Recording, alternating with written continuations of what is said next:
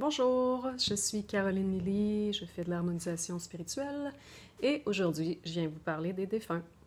Un sujet qui semble assez morbide, mais qui fait partie de notre quotidien en général. Tout le monde est touché par le fait d'avoir perdu un être cher et on se demande donc où ils vont, qu'est-ce qu'ils font. Je n'ai pas nécessairement toutes les réponses à ça, je peux juste vous parler comment je dirais, de la fenêtre à laquelle j'ai accès pour aider les gens. Donc, en premier lieu, à peu près il y a 15-20 ans, j'ai eu une situation où j'ai eu à intervenir malgré moi. J'avais passé quelques heures, là, 2 jours avant, avec un membre de la famille qui s'est suicidé. Et bon, effectivement, il parlait beaucoup, c'était très lourd, c'était très très lourd, ça allait vraiment pas bien.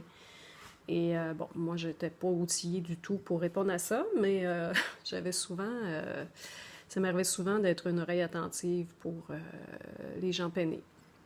Donc, j'ai écouté, ça dépassait mon champ du connu. Et c'est ça. Donc, je suis repartie un peu troublée. Et pour entendre par la suite là, qu'il s'était enlevé la vie. Donc, on vient me voir, sa mère vient me voir et elle me demande d'écrire, parce que je fais ça dans mes temps libres, écrire, composer, jouer de la guitare et chanter. Donc, on me demande d'écrire une chanson en son honneur. Laissez-moi vous dire que c'est une grosse responsabilité. Donc, je me suis dit, mon Dieu, comment je vais trouver les mots justes? Et ça a l'air que, des fois, on peut recevoir des messages. Donc, sans trop savoir ce que je faisais, je me suis ouverte à ça en me disant, OK, ben, tu veux qu'on écrive une chanson? Shoot, amène-la ta chanson. Donc, je me suis installée, ça a pris 5 minutes, la chanson était écrite. Très précise, vraiment, vraiment très précise. Un résumé de tout ce qui avait été compté 2 jours avant. Là. C'était assez... il n'y avait aucun doute. Il n'y avait aucun doute. Et je lui présente à ma tante un peu avant l'église et elle dit « C'est lui, c'est ça. » Bon, j'ai dit « OK, wow. » Je présente la toune, tu sais, les gens, ça touche l'âme, hein, fait que, bon, tu sais, j'ai un oncle qui veut m'envoyer en studio, etc., là, toutes ces choses-là, parce qu'on a touché des fréquences, comment je dirais, le mystère humain est comme ça. Donc, voilà. Donc ça, c'est une chose. Mais, dans le fond, où je veux en venir, c'est que, par la suite, ben, écoute, je me suis ramassée avec des idées suicidaires. Je me suis ramassée avec...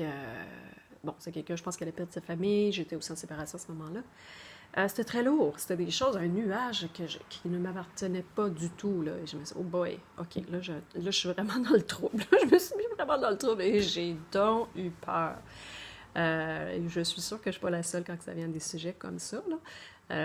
L'impression d'être une porte ouverte et qu'il y a quelqu'un qui accroche après moi et que je me sortirais jamais de ça. Et bon, fait que j'ai contacté une personne à ce moment-là que je croyais qu'il pouvait m'aider, qui me dit bon, ben fait des smudges avec de la sauge, j'ai dit lui de s'en aller. Bon, alors elle fait ça, je fais ça, mais tu sais, j'étais quand même pas convaincue. Là. Ça m'a traumatisée et suivie pendant longtemps.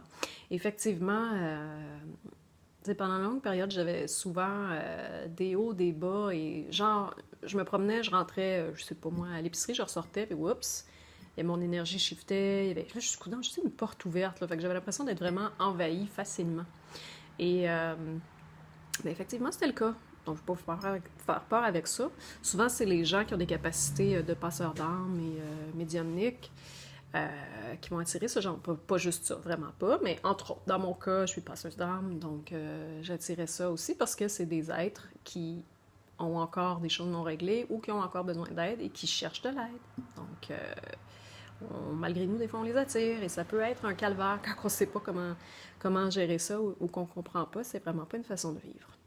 Donc, tout ça pour dire que c'est pour ça qu'à un moment donné, je me suis tannée, j'ai dit, bon, là, je vais aller comprendre et je vais aller chercher des outils. Donc, j'ai pris une formation, formation de maître Reiki et une formation d'antenne de l'écharpe, faire de l'harmonisation, qui a vraiment été, comment je dirais, renversante là, en termes d'expansion intérieure et de compréhension.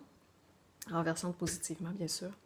Donc, j'ai été rechercher, je dirais, la force dans ce calvaire-là pour maintenant, j'aurais jamais pensé, mais aider les gens avec cet espace-là qui est difficile à comprendre et difficile à vivre. Euh, la bonne nouvelle là-dedans, c'est que même si les gens sont... On a perdu nos êtres chers, puis qu'il y a encore des charges et qu'on est tiraillé intérieurement, il y a des charges, hein? Il y a des charges et ça continue à circuler, ces liens-là. Donc, c'est pas du fictif, c'est du concret. Et ça fait que plusieurs êtres encore attachés, pas attachés, mais c'est des liens, là, ont de la difficulté à passer à autre chose. Même chose sur le plan quand on est encore humain avec des relations X. Ben c'est la même chose, c'est encore des relations qui sont non neutralisées, qui font encore des charges. Et il y a moyen de les travailler.